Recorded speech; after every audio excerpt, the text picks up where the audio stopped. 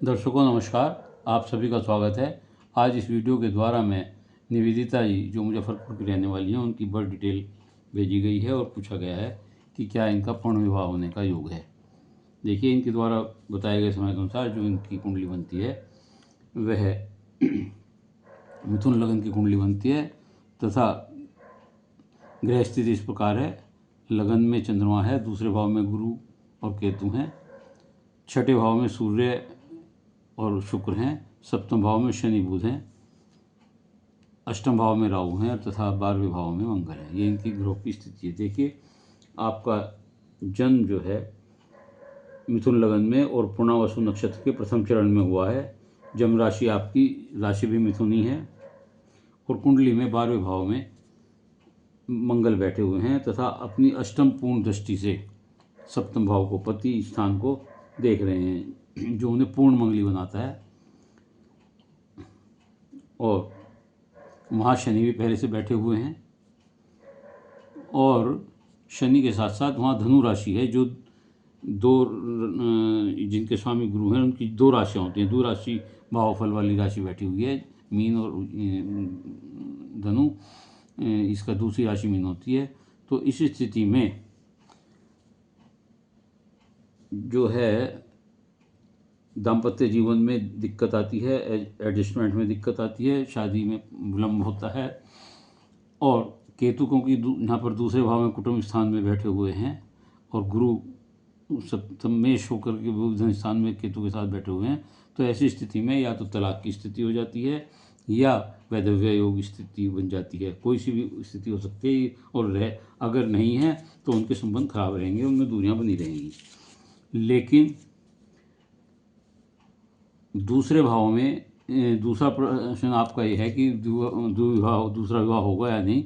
तो जहाँ सप्तम भाव में ऐसी राशि हो जैसे जिसके दो भाव हों, 9 धनु राशि है, तो ये द्विविवाह योग बताता है। ऐसे लोगों के दो विवाह होते हैं। इसके अलावा भाग्येश शनि, वो भी यहाँ पर भाग्य स्थान में बैठा है, इसलिए शादी का सुख इन्हें अवश्य मिलेगा। तो दूसरा विवाह इनका अवश्य होगा। लेकिन राहु की स्थिति यहाँ ये भी बड़ी विकट थी, जो पहली स्थिति इनकी खराब हुई है शादी की। और सूर्य शुक्र जो छठे भाव में बैठे हुए हैं, ये जीवन में बहुत संघर्ष देते हैं, वैवाहिक जीवन में तनाव देते हैं, अहंकार देते हैं, वैवाहिक जीवन में तनाव देते हैं। तो ये सारी स्थिति थी जिस वजह से इनके पहले विवाह में दिक्कत आई और दूसरा विवाह होगा। और लेकिन एक संभावना और बनती है, निश्चित तौर से नहीं कह सकता क्योंकि भाग्येश सप्तम भाव में है, तो ये दूसरा विवाह कोई परिचित लड़के से हो सकता है या प्रेम विवाह भी हो सकता है, नहीं तो पारिवारिक परिचित परिवार में होने की संभावना होती है। राहु जहाँ अष्टम में बैठे हुए हैं, ये अचानक दुर्घटना, लाभ, कानूनी प्रक्रिया, मुकदमों से भी ऐसे लोगों को गुजरना पड़ता है और विरासत से या वसत से भी ऐसे लोगों को संपत्ति प्राप्त होती है। गुरु और केतु के कारण यहाँ इनके चेहरे पर, माथे के आसपास, भौं के जहाँ आँखों के पास भौं होती हैं, उनके पास कहीं कोई चोट का निशान या किसी प्रकार का कोई निशान हो सकता है। और ऐसे लोग बहुत चटपटा या तेज मिर्च मसाले का खाना पसंद करते हैं। गुरु के कारण आँख, नाक, कान, गला और बाल, इनमें से कोई सी एक समस्या इन्हें हो सकती है। तो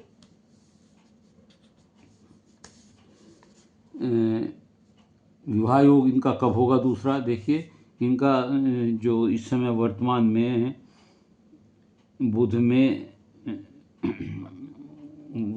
में जो है, इन्हें बुध की दशा चल रही है और बुध की दशा में बुध का अंतर 25/11/27 तक है, जो 28/6/25 से शुरू हुआ है।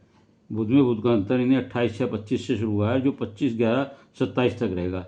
इस अवधि के बीच इनका विवाह योग होने की संभावना है। यदि आप इस बीच ट्राई करें तो विवाह होने की संभावना काफ़ी हद तक बनती है।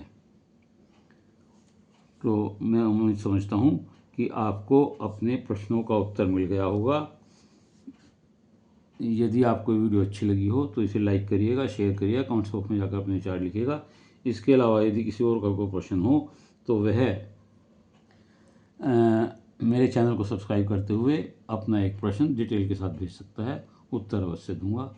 ये मेरी निःशुल्क सेवा है, धैर्य से इंतजार कीजिएगा। धन्यवाद।